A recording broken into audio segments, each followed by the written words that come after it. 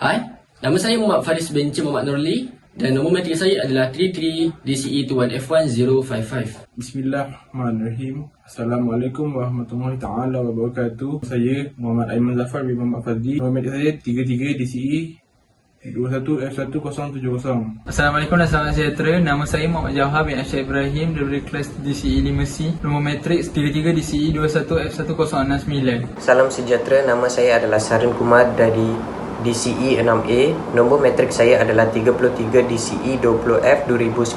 Saya Muhammad Afiq bin Zulkarnain dan nombor matrik 33 DCE 21F1053. Dasar Ekonomi Baru merupakan program sosio-ekonomi di Malaysia yang telah diperkenalkan pada tahun 1970 dalam rancangan Malaysia yang kedua oleh Perdana Menteri kita yang kedua, Tun Abdul Razak bin Datuk Hussein. Okey, tujuan dia apa?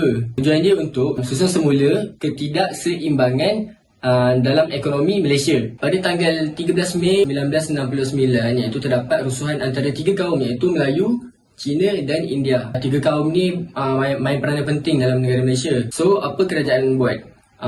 Di sini, kerajaan telah mengusahakan satu pendekatan lah dalam rancangan pembangunan negara yang melibatkan program selama 20 tahun daripada tahun 1970 hingga 1990. Program ini iaitu program DEB dijalankan menerusi strategi serampang dua mata iaitu mengurang dan membasmi kemiskinan, itu dengan cara pekerjaan kepada semua kaum tanpa mengira kaum. Yang kedua adalah susun semula masyarakat untuk mengurangkan pengenalan kaum mengikut fungsi-fungsi ekonomi. Bagaimanakah rancangan ini dilaksanakan? Daya usaha telah dijalankan untuk menyelesaikan masalah dan sosial ekonomi dan projek pembangunan telah dirangka untuk mewujudkan peluang pekerjaan untuk semua golongan rakyat yang menganggur. Yang kedua adalah untuk menambah daya pengeluaran dan pendapatan. Dan yang ketiga adalah untuk memodenkan kehidupan di luar bandar. Seterusnya adalah penyusunan semula masyarakat. Penyusunan semula masyarakat adalah menjadi asas kerajaan supaya menjelang tahun 1990.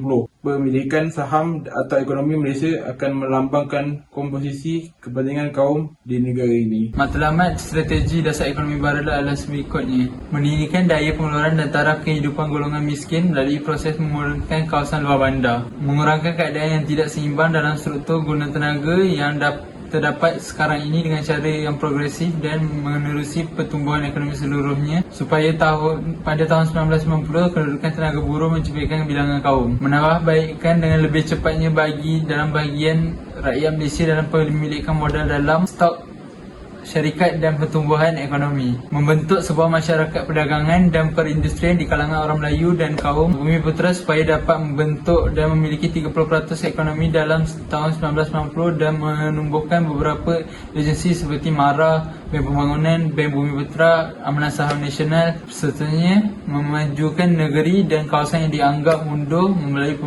pembangunan wilayah baru seperti Dara, Kesedar, Kejora dan sebagainya. Kesan yang pertama adalah penurunan kadar kemiskinan dan peningkatan taraf kaum Bumiputera. Kesan yang kedua pula adalah sektor pembasmian kemiskinan seperti Felda. Kesan yang ketiga pula adalah penyediaan infrastruktur komuniti untuk membawa pemodernisasi kepada kawasan desa. Ianya boleh dikategorikan kepada tiga kategori.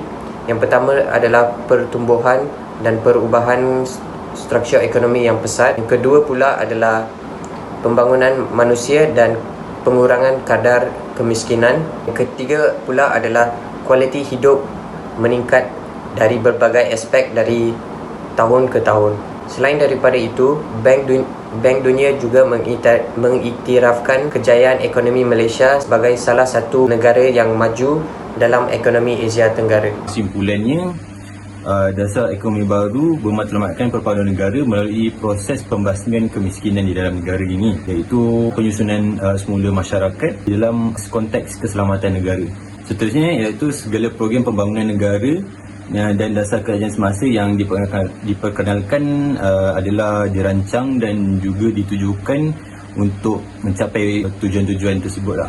Usaha yang dikenalkan memerlukan bukan sahaja kerajaan semasa tersebut, malah dia memerlukan semua sektor-sektor ekonomi, iaitu swasta juga, dan juga sikap tenaga dan pemikiran rakyat lah untuk capai tujuan tersebut. Seterusnya, dasar ekonomi juga telah melahirkan golongan profesional dan juga golongan tengah Bumiputera, iaitu secara contohnya golongan tengah Bumiputera yang mampu ataupun mempunyai kuasa beli yang kuat. Contohnya golongan Bumiputera yang mempunyai kuasa beli yang kuat iaitu golongan Melayu, secara contohnya ibu bapa yang dapat menghantar anak-anak mereka ke universiti maupun di dalam negara ataupun di luar negara. Dan pada akhirnya, sebagai suatu konsep ini, dasar ekonomi baru juga mempunyai nilai dan sasaran yang murni. Walaupun terdapat kelemahan-kelemahan di dalam dasar tersebut, kan tetapi ia telah memberi kejayaan lah di dalam